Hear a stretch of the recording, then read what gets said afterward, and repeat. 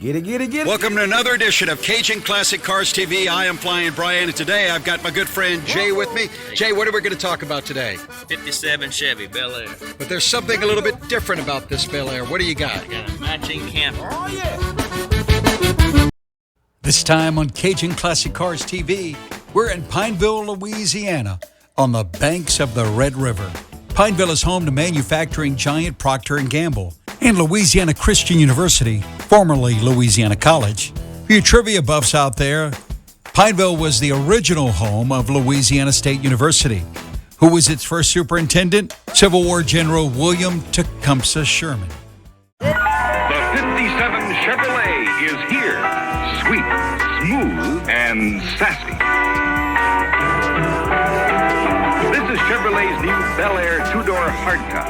I have no doubt all the classic cars that we see on the road and also at car shows probably wouldn't be around if it were not for this iconic vehicle. I'd bet dollars to donuts that as a kid, you probably owned a toy 1957 Chevy Belair. The 1957 Chevy Belair has been everywhere. As I said, it's been a toy. It's been on T-shirts. It's been on TV and movies. And made its bones by being a great vehicle for NASCAR racing in the beginning. Bottom line is, when you think about classic cars, the first thing that probably comes to mind is a 1957 Chevy Belair.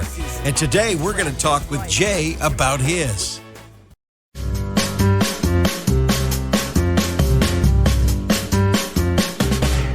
So Jay, just tell us a little bit about your special car here, man. 57 Chevy Belair. There were three trims in 57. There was a 150, a 210, and the Belair trim.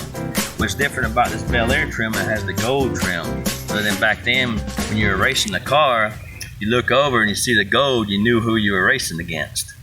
And they also had a post car and a hardtop car. This one's a sedan because it has the post on it. The hardtop was a little lower on the hood, on the top there. What's unique about the 57 are the hood rockets. They're special to the 57.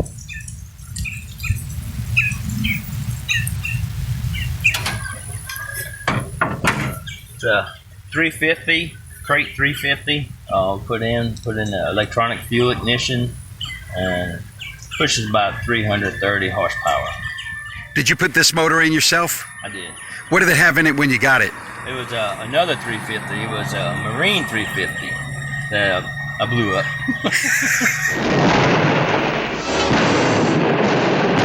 So, Jay, everybody's got their own reason why they're into cars and their love of cars. What started yours? So, like many others, is the Dukes of Hazzard and Hot Wheels.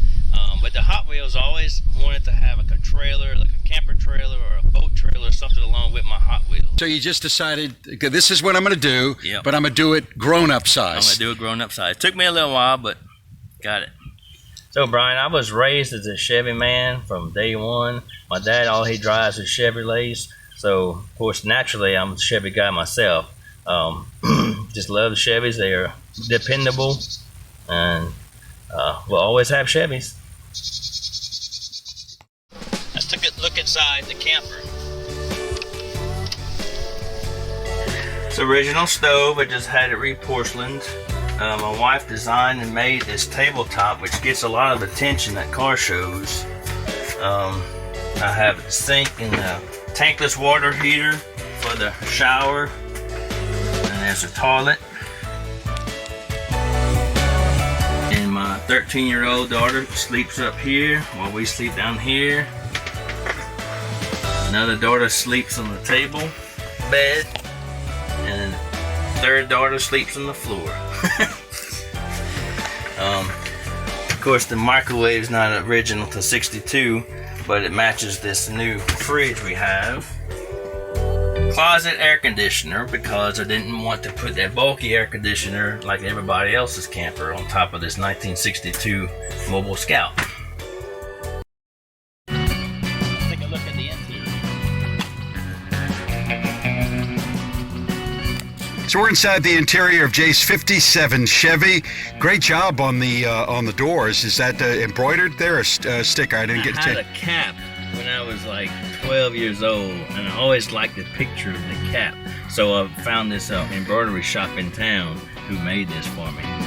So Jay, it looks like the interior here is, for the most part, standard, sparse for the time in the 1950s. Right. Steering wheel looks all original. It looks like your dash is. Right. You got power steering, in other words, your two arms, right? Yes, sir, that's right.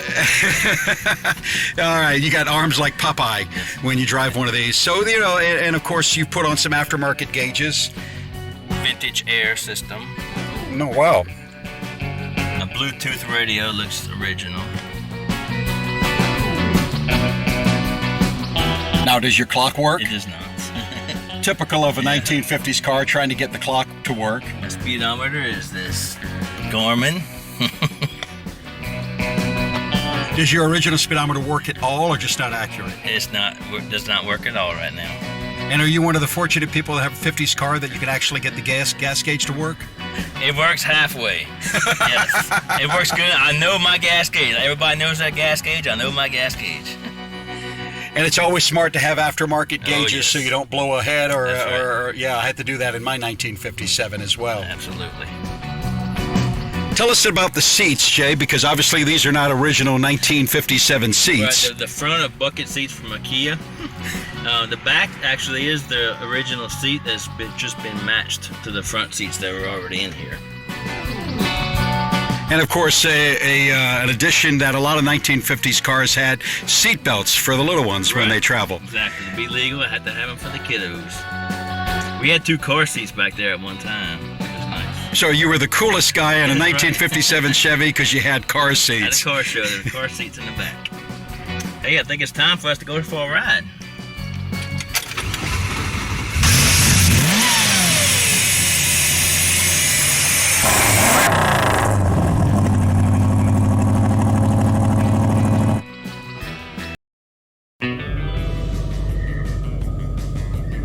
So does your wife and family share your love for cars, or do they think you're a little crazy sometimes? I'm a little crazy sometimes, sitting at a car show in the heat all day long.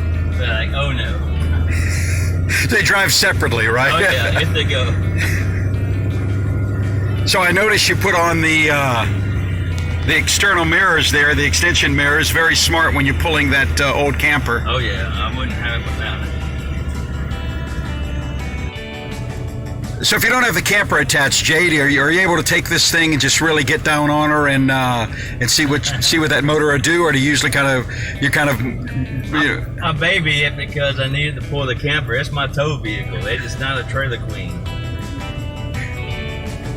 So it's as utilitarian as it is pretty, because you've you and your family don't only do it so it can be seen at car shows. You legitimately go camping in this vehicle. This is my only tow vehicle, and it's my only camper. So we use it as a camper. We use it as a car show, camper and car combo.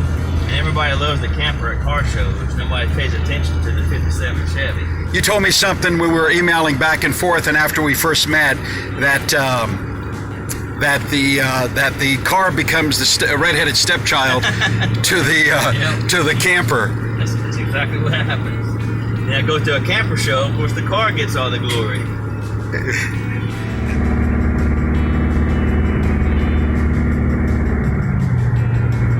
Jay, how long have you had the car? Oh, about 10 years now. And of course, like everything else, it's just a labor of love. You know. Yeah. The camper I had about 7 years. What made you decide to do the camper?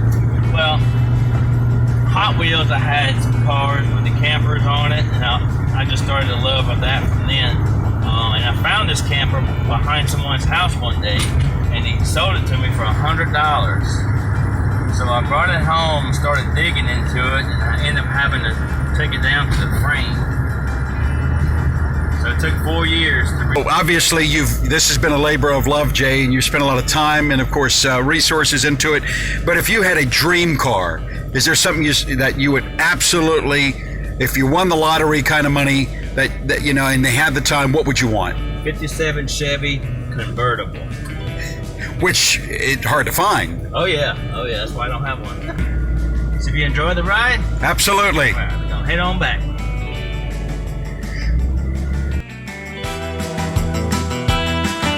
Well, Jay, I enjoyed Yep. the ride inside the 57 Chevy. Thank you very And maybe much. next time you can invite me and, I'll sleep in the camper. Okay. If my wife kicks me out. I'll make you supper. All right.